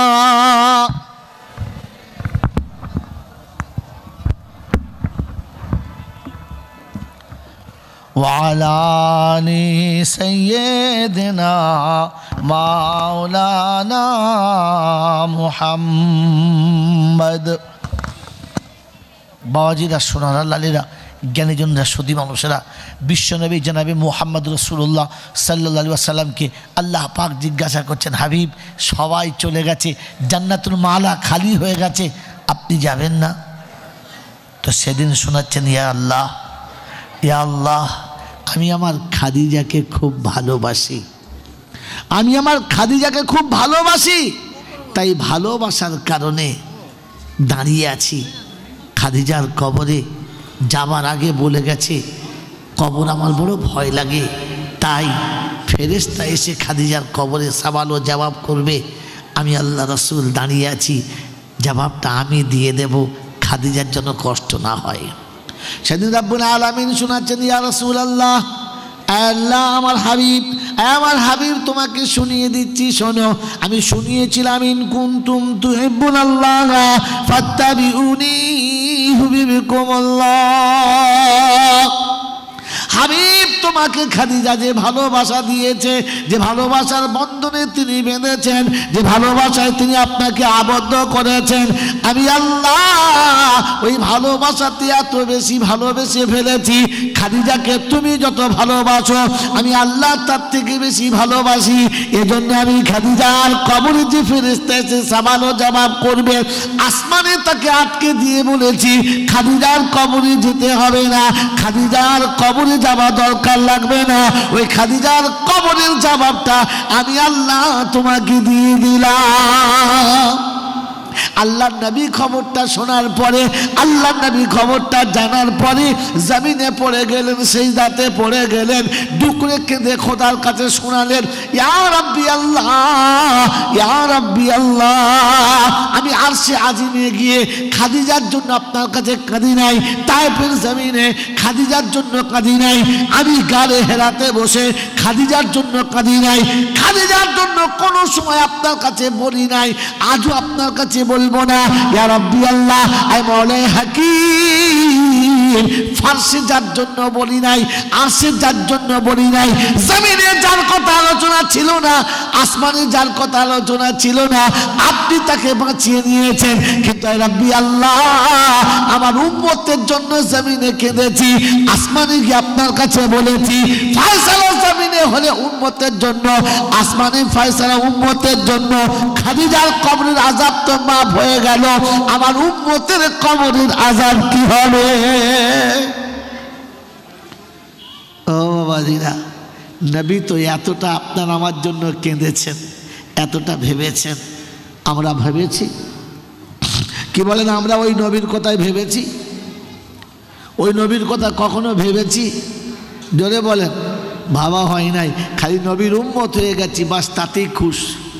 আমার বন্ধু, আমার আল্লাহওয়ালা ভাইরা, জ্ঞানীজনেরা, বুদ্ধিজীবীরা, আমার সোনামণির মায়েরা, বোনেরা, আজকে শুনিয়ে দিচ্ছি ঠান্ডা মাথায় দুটো কথা, অল্প সামান্য সময়, 10-15 মিনিট 20 মিনিট টাইম, মনে রেখে দেন যে আল্লাহ পাক রব্বুল আলামিন আপনাকে আমাকে ওই জায়গাতে দাঁড়াবার তৌফিক দান করুক, বলুন আল্লাহুম্মা আমিন।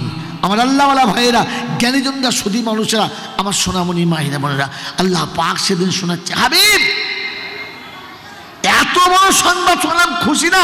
এখনো উম্মতের কথা বলে, রাব্বি আল্লাহ, আমি ছাড়া আমার উম্মতের কে আছে? আমি ছাড়া আমার উম্মতের ভাবার আর কে আছে? তাই আমার উম্মতের খবরটা বলে দেন। আল্লাহ পাক রব্বুল আলামিন শোনাচ্ছে, হাবিব তুমি তোমার উম্মতকে আমার কাছে তুলে দিয়ে যেও, আমার কাছে পৌঁছে দিয়ে যেও। আমি আল্লাহ কথা দিচ্ছি, খাদিজাকে যেমন বাঁচিয়ে নিয়েছি, তোমার উম্মতকে তেমনি করেই বাঁচিয়ে নেব। বলুন সুবহানাল্লাহ। বলেন যাবো ইনশাআল্লাহ, বলেন যাবো ইনশাআল্লাহ। এই জন্য বিশ্বনবী উম্মতকে শুনিয়েছে, উম্মত বলে দিয়ে চলে যাচ্ছি, নামাজ কখনো ছাড়বে না। নামাজ যার হাত ছাড়া হয়ে গেছে, ইসলাম থেকে তার সব কানেকশন শেষ হয়ে গেছে। নামাজ ছাড়া ইসলামের ভিতরে থাকার আর কোনো জায়গা নাই। নামাজবিহীন উম্মতের জন্য কোনো জায়গা নেই। মেরে মহতম দোস্ত বুঝলো, হার হালাতে উম্মতকে নামাজের খাতায় আসতে বলে দিয়েছে। ওর আল্লাহ পাক শোনাচ্ছে, তোর উম্মতকে আমার কাছে তুলে যাবে। বাস বিশ্বনবীর পৃথিবী থেকে যাওয়ার সময়, শেষ সময়, অন্তিম কালেতে আল্লাহ নবীর বারবার জ্ঞান হারিয়ে যাচ্ছে, বারবার জ্ঞান হারাচ্ছে, তখনই আসছে, আবার চলে যাচ্ছে। মাগরিবের নামাজের টাইমে, জাস্ট টাইমেই আল্লাহ রাসূল অচৈতন্য, জ্ঞান হারা। উম্মত চুপচাপ, মসজিদে আজান, সবাই নামাজে চলে গেছে, রাসূল একা, উম্মত নামাজে চলে গেছে। আমার বন্ধুরা, আমার আল্লাহওয়ালা ভাইরা, নামাজের ইমামতি কে করবে? আবু বকর সিদ্দিক। সবাই মিলে তাই হলো আবু বকর দাঁড়িয়ে গেছে। কিন্তু নামাজ যখন শুরু হয়েছে, ইমাম যত কাঁদে, মুক্তাদিরাও তত কাঁদে, কারণ নবী ছাড়া নামাজ শুরু হয়েছে। সবার চোখে পানি, সবার চোখে পানি। ঠিক নামাজ যখন চালু হয়ে গেছে, তার একটু পরে আল্লাহ নবীর জ্ঞান ফিরে গেছে। উঠেই জিজ্ঞাসা করছেন, আয়েশা আমি কোথায়? তো বলছেন আম্মাজান আয়েশা, ইয়া রাসূলুল্লাহ, ইয়া হাবিবাল্লাহ, আপনি আমার বিছানায়। আমার উম্মত কোথায়? বলে সব মসজিদের নামাজে চলে গেছে। সবাই চলে গেছে? হ্যাঁ। আল্লাহ রাসূলের দুটো নয়ন থেকে পানি ঝরছে টপ টপ করে। আম্মাজান খাদিজা শোনাচ্ছেন, ইয়া রাসূলুল্লাহ, ইয়া হাবিবাল্লাহ, নামাজের সময় এখনো শেষ হয় নাই, আর আপনার এই অবস্থাতে জামাতের সাথে নামাজ পড়ার জরুরি নয়। তাই আমি আয়েশা আপনাকে অজু করিয়ে দিচ্ছি, আমার কোলে বসে অজু করে নিন, আর তারপরে আপনি নামাজ আদায় করুন, আপনার নামাজ কাজা হবে না। আল্লাহর পাক নবী সাল্লাল্লাহু তাআলা আলাইহি ওয়াসাল্লাম বলছেন, আয়েশা একবার সামনের পর্দাটা সরাও না, একবার তুলে বসাও। আম্মাজান আয়েশা তুলেছেন, সিনার উপরে রেখে সামনের পর্দাটা সরিয়ে দিয়েছেন। দেখে উম্মত নামাজে দাঁড়িয়ে ঝরঝর করে কাঁদছে। আল্লাহর নবী আসমানের দিকে মুখটা তুলে ইশারা করে বলেন, আল্লাহ তুমি সাক্ষী থাকো, আমি আমার উম্মতকে আপনার দরবারে তুলে দিয়েছি, আমি আমার উম্মতকে আপনার সামনে হাজির করে দিয়েছি। আপনি বলেছিলেন যে তোর উম্মতকে আমার কাছে তুলে দিবে, আমি বাঁচাবো। এ আল্লাহ, আমি ইতিম, আর আমার উম্মতের ইতিম হওয়ার হালাতটা আমি ভালো বুঝি, তাই আমি ইতিম নবীর ইতিম উম্মত আজ আপনার কাছে, আজ নবীর পাশে নেই, আপনার সামনে এসেছে। রাসূল বিছানায়, নবীর উম্মত সব নামাজে। ওই মুসলমানের ছেলে, নবী বিছানায়, উম্মত নামাজে। আর এই মুসলমানের ছেলে ওদিকে জোহরে জামাত হচ্ছে, আর এই হারামখোর জানাজার খাট ধরে দাঁড়িয়ে আছে। এটা নবীর উম্মতের খাতায় পড়েছে না বাদ পড়েছে? একবার ভেবে দেখেন। ওদিকে জানাজার খাটের কাছে লাইন দিয়ে দাঁড়িয়ে আছে, আর ওদিকে জোহরের নামাজ হচ্ছে। তোকে জানাজা পড়ার থেকে কুঁড়োর বস্তা দাঁড় করিয়ে দেওয়া অনেকটা ভালো, সরে যাওয়া দরকার। তাই শুনিয়ে দিচ্ছি মেরে মোহতরম দোস্তর বুজুর্গ, আল্লাহওয়ালা ভাইরা, আল্লাহ পাকের দরবারে আল্লাহ নবী তুলে দিয়ে গেছেন, আর বলে গেছেন, রব্বি আল্লাহ, আমার উম্মতকে আপনার সামনে দিয়ে গেলাম। আল্লাহ পাক রব্বুল আলামিন বলে, শোন, কিয়ামতের ময়দানে বিচার যখন হবে, তোর উম্মতের বিচার আলাদা করে হবে, তোর উম্মতের বিচারটা অন্যভাবে হবে, তোর উম্মতের বিচারটা অন্য কায়দাতে হবে। তুই শুনে রেখে দে। ইয়া রাসূলুল্লাহ, একটা কায়দা আলাদা। তো আল্লাহ বললেন, নবী জিজ্ঞাসা করছেন, আল্লাহ কীরকম? বলে, সব নবীর উম্মতের বিচার হবে, বিচার হবে, আর আমি তোর উম্মতকে পর্দার সাথে আলাদাভাবে পার করে নেব। আমার বন্ধুরা, আমার আল্লাহওয়ালা ভাইরা, জ্ঞানীজনরা, বুদ্ধিজীবীরা, এই জন্যে আমি আর আপনি ঠান্ডা মাথায় মনে রাখি, আমি ওই নবীর উম্মত, ওর সুন্নত নিয়ে আমরা যাব ইনশাল্লাহ, যাব ইনশাল্লাহ। বিশ্ব নবী, যিনি পৃথিবীর সারা উম্মতের, সমস্ত উম্মতের, আদম থেকে কিয়ামত পর্যন্ত প্রত্যেকটি নবী ও উম্মতের যিনি সবার নবী, যিনি নবীদের নবী, সবার নবী, ওই নবীর ঘরেতে দিনের পর দিন উপোস, খাওয়া নেই, পানি, শুধু পানি, খেজুর, একটা খেজুর, আধখানা খেজুর, খেজুরটাও পেট ভরে নয়, এরকম করে চলছে। মেরে মোহতরম দোস্তর বুজুর্গ, আল্লাহওয়ালা ভাইরা, জ্ঞানীজনরা, সুধী মানুষরা, বিশ্বনবী জনাবে মুহাম্মদ রাসূলুল্লাহ সাল্লাল্লাহু তাআলা আলাইহি ওয়াসাল্লাম উম্মতের এই নমুনা রেখে যাচ্ছে যে রবের কাছে যেতে গেলে, রবের নৈকট্য লাভ করতে গেলে রাস্তা কোনটা নিতে হয়। আল্লাহর পেয়ারা নবী সাল্লাল্লাহু তাআলা আলাইহি ওয়াসাল্লামের ঘরে ফাঁকা চলেছে। সকালে ফজরের নামাজ পড়ে আল্লাহর নবী বসে আছেন, একটা ছাগল হাদিয়া এলো। আল্লাহর নবী ওই হাদিয়া ছাগলটা নিজে হাতে কুরবানি করলেন। হ্যাঁ, নিজে হাতে কুরবানি করলেন, আর কুরবানি করার পরে ওটা নিজে হাতে চামড়া ছাড়ালেন, আর নিজে হাতে চামড়াটা ছাড়িয়ে নিজে হাতে গোশের টুকরো বানালেন, সব বিবিদের হাতে হাতে দিয়ে দিলেন, আর একটা টুকরো হাতে নিয়ে মদিনার গলিতে ঘুরতে শুরু করলেন। দীর্ঘক্ষণ পরে ফিরেছেন, গোটা শরীর ঘেমে গেছে, ঘর্মাক্ত হয়ে গেছে। আল্লাহর পেয়ারা নবী সাল্লাল্লাহু তাআলা আলাইহি ওয়াসাল্লাম খানিকক্ষণ বসে ঠান্ডা নিঃশ্বাস নিলেন, এরপরে আবার উঠে চলে গেলেন। সমস্ত মদিনার বাজারে ঘুরে অনেকটা পরে, অনেকক্ষণ পরে ফিরেছেন। ওই সময় গোটা শরীরটা ঘেমে জামা কাপড় ভিজে গেছে। আম্মাজান আয়েশা এসে আস্তে করে হাওয়া করছেন, শরীরটা ঠান্ডা নিঃশ্বাস নিচ্ছে। আম্মাজান আয়েশা জিজ্ঞাসা করছেন, ইয়া রাসূলুল্লাহ, ইয়া হাবিবাল্লাহ, সবার ভাগ তো দিলেন, এই ভাগটা কার? আপনি হাতে করে নিয়ে এমন করে রাস্তা দিয়ে চলে যাচ্ছেন, ভাগটা কার? আমার আল্লাহওয়ালা ভাইয়েরা, জ্ঞানীজনরা, সুধী মানুষরা, সেদিন আল্লাহ নেই বললেন এই ভাগটা হলো খাদিজার। আল্লাহর নবীর কথা শুনে আম্মাজান আয়েশা বললেন, ইয়া রাসূলুল্লাহ, ইয়া হাবিবাল্লাহ, তিনি তো অনেক আগে মারা গেছেন, এটা তার ভাগ, কার হাতে দেবেন আপনি? তিনি তো পৃথিবীতে নেই। আল্লাহর নবী বললেন, আয়েশা, খাদিজা চলে গেছে, আমি ভুলে যাই নাই। খাদিজা চলে গেছে, আমি ভুলে যাই নাই। ও উম্মত, তোমাকে রাসূল শুনিয়ে দিয়ে গেছে যে যারা বিপদের দিনে, মুসিবতের দিনে পাশে থেকেছে, সান্ত্বনা দিয়েছে, সুখের ছায়া দেখিয়েছে, সুখের স্বপ্ন দেখিয়েছে, সুদিন আসার পরে তাদেরকে ভুলে যাওয়ার কথা না, তাদেরকে মনে রাখা দরকার ছিল। তাই আল্লাহর নবী বলেন, এই গোশের টুকরোটা আমি নিয়ে মদিনার গলিতে যাচ্ছি। খাদিজার কোনো বান্ধবীর সঙ্গে দেখা হলে, কিংবা তার রক্তের সম্পর্কের কারোর সঙ্গে দেখা হলে, কিংবা তাদের কোনো বাচ্চাদের সঙ্গে দেখা হলে, আমি এই ভাগটা তাদের হাতে তুলে দেব।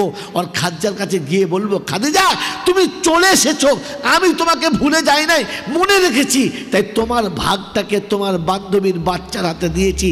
ওই মুসলমানের ছেলেরা, আমি আপনি মনে রাখি, খাদিজা রাসূলকে ভালোবেসেছেন। আপনাকে আমাকে ভালোবেসে যে মা অন্ধকার পৃথিবীতে আলোর ছায়া দেখিয়েছেন, যে মা রক্তের বন্যার উপরে আপনাকে আমাকে দুনিয়া দেখিয়েছেন, নিজের মুখের খাবার তুলে আপনাকে আমাকে খাইয়ে বড় করেছেন, কোনোদিন মনে হয়েছে কোনো আনন্দের দিনে, কোনো খুশির দিনে, কোনো ঈদের দিনে, কোনো মুসিবতের দুঃখ ঘুরতে পারার পরে, কোনো এক শুভ আনন্দের দিনেতে এমন কথা মনে হয়েছে যে আজ সবাই এসেছে, শুধু মা বাকি আছে? মেরে মোহতম দোস্তর বুজুর্গ, মনে রেখে দিই, কখনো যদি কোনো সময় মনে পড়ে তো মায়ের জন্য কিছু নিয়ে তার আত্মীয়র হাতে, যদি আত্মীয় না পান তো ওই রকম কোনো বান্ধবীর হাতে তুলে দিয়ে মায়ের কবরের কাছে গিয়ে দাঁড়িয়ে একবার বলেন যে, মা, তুমি চলে এসেছো, আমি ভুলে যাই নাই, তুমি চলে এসেছো, আমি ভুলে যাই নাই, তাই তোমার ভাগটাকে দিয়ে তবে তোমার কাছে এসেছি। আল্লাহ পাক রব্বুল আলামিন আপনাকে আমাকে রাসূলের সুন্নত নিয়ে কবরে যাবার তৌফিক দান করুক। সেদিন যেন গিয়ে বলতে পারি, রব্বুল আলামিন, আল্লাহ কিচ্ছু আনতে পারি নাই, কিন্তু তোর নবীর একটা সুন্নত এনেছি। আল্লাহ যেন এই একটা সুন্নতের বদৌলতে কাল কিয়ামতের ময়দানে আপনাকে আমাকে নাজাতের আলো দেখিয়ে দেন। সকলে বলি আল্লাহুম্মা আমিন। ওয়া আখির দাওয়ানা আনিল হামদুলিল্লাহি রাব্বিল আলামিন।